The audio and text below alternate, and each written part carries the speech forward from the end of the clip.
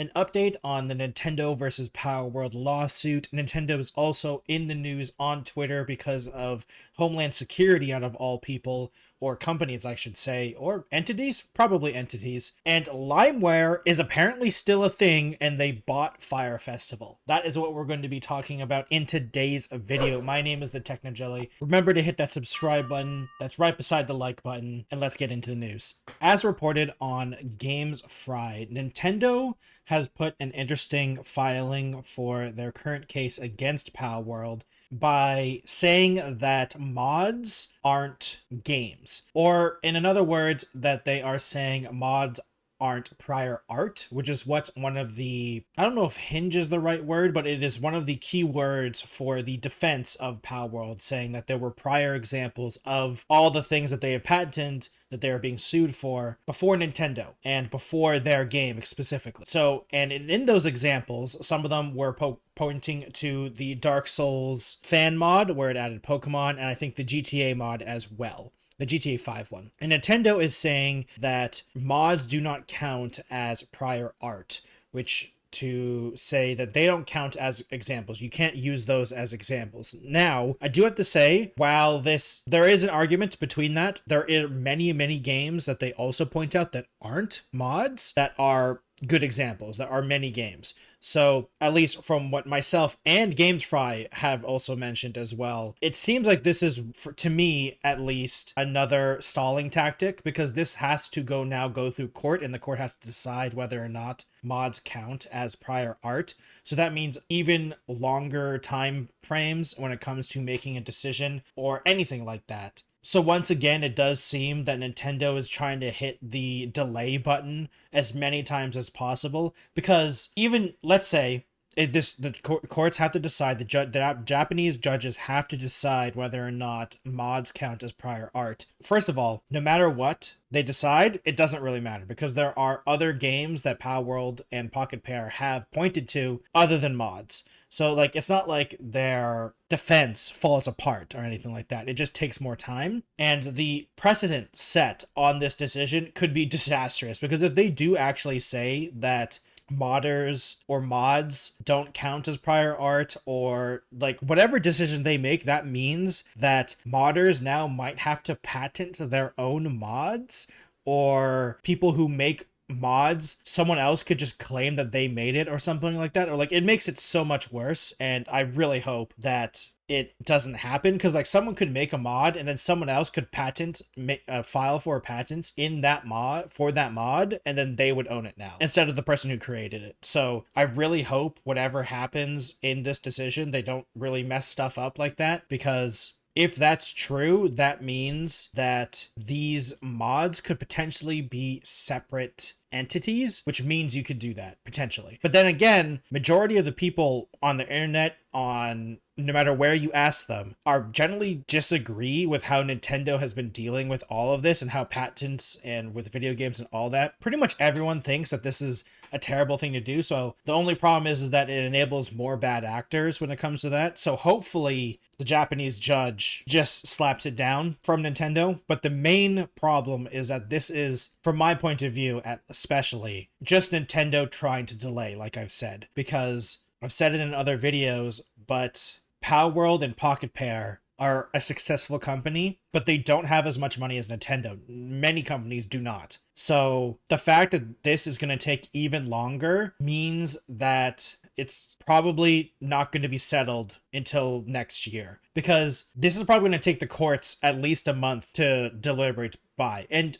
I'm not saying they should rush it, because it's one of those things where it's a catch-22, because you don't want the judges and the courts to rush their decision, but Nintendo is doing this so they have to make more decisions, so they have to take even more time. So I don't see this happening, or a big decision or something substantial happening this year, which I was really hoping for Palworld, because I just want this lawsuit to end so they can just focus on making games or updating Palworld, or they have a publishing section now too, so they can publish more indie games and stuff. So I really hope it only lasts until next year. I doubt it though, because Nintendo seems to be trying their best to constantly delay things. So hopefully overall it works out. But it really sucks that they constantly manage to hit the delay tactic with even with this thing. And not only that, this has much more wider ramifications because of the point of view that the courts might take on this, because it's going to be a disaster if something happens and then people can start patenting mods and like, oh gosh,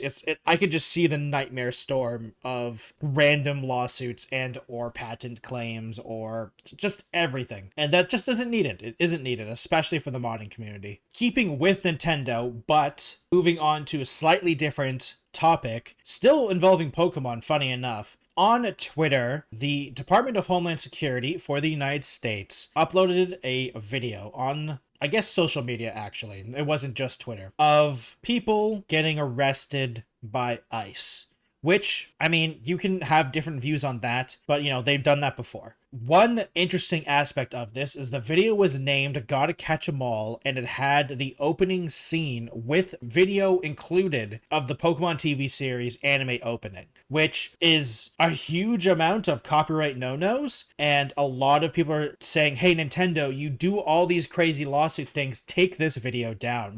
They're using your official, like the official Pokemon theme song and content, because I have watched the video myself, or I've skimmed through it, honestly, but it's just straight up the song and video from it. Like, it's not even hiding anything, and it's just the song, which is not allowed to be used. And things get taken down like this all the time. Weirdly enough, though, a former chief legal officer says they don't think they are going to go after them, which is strange to me because the Nintendo is very fiercely defends its copyright, and it's really weird to see that they wouldn't go after something like this. To be fair, it is literally the Department of Homeland Security, so maybe that's why he thinks they won't go after them. Now, this is also the former, it's not current. He is talking about his personal opinion, so there is no like legitimate, he has zero say over this. He is former, so who knows what's actually going to happen. But it's crazy to me to think that he thinks that they aren't going to go after it when they go after so many things. They go after everything when they know about it, and now they definitely know about it because so many people have been adding them and telling them about this, especially the American branch of Nintendo. So it's crazy to me to think that he thinks that it's not going to happen, because it's such a blatant use of the Pokemon brand, and Pokemon is a family friendly brand, and using them for no matter what the reasoning is, but having it over people getting arrested, I don't think Nintendo wants. Like, I just definitely don't see Nintendo being okay with that, considering, because they are so focused on family friendly, and here it is being used as background music for people getting arrested. So I can't imagine that this would be okay. Nintendo goes after things when they know about it, generally. So with how big of a fuss people are making about this, there is a chance that the Nintendo company, actually, the higher-ups, might find about this, and they might have to do lawyer stuff. Though, like I said, with the fact that it is the US government, so maybe that's slightly different, but I don't know. They've done it before. People have done it before. I remember the US government made a video when it had a song in the background, and the person copyright struck it because they didn't have permission to use their song. So we'll see if Nintendo does something similar. I am not super hopeful because, once again, it's the USA and it's a Japanese company, so there is a chance that because of the differences when it comes to countries, they might not, and Nintendo might not think it's worth it, but we'll see, because Nintendo generally tries to only go for things they think they can win, though it's just a copyright takedown. It's like, hey, you don't own this song. Like, the US government, Homeland Security, there's no way that they can claim that they own this song, so, or the footage from the actual anime opening, because they use actual scenes from the anime opening as well. And then they also have mock-up cards of a mock-up Pokemon card, which I don't think you can, unfortunately, whether or not I agree with that, I don't think you can do anything legally about the Pokemon cards, because that probably counts as just artistic renditions or artist renditions of something. Like, people have fan-made Pokemon cards all the time. You can make fan-made Pokemon cards. It's more about selling it that Nintendo doesn't want you to do. But the song is different. So we'll see if anything happens about that, though.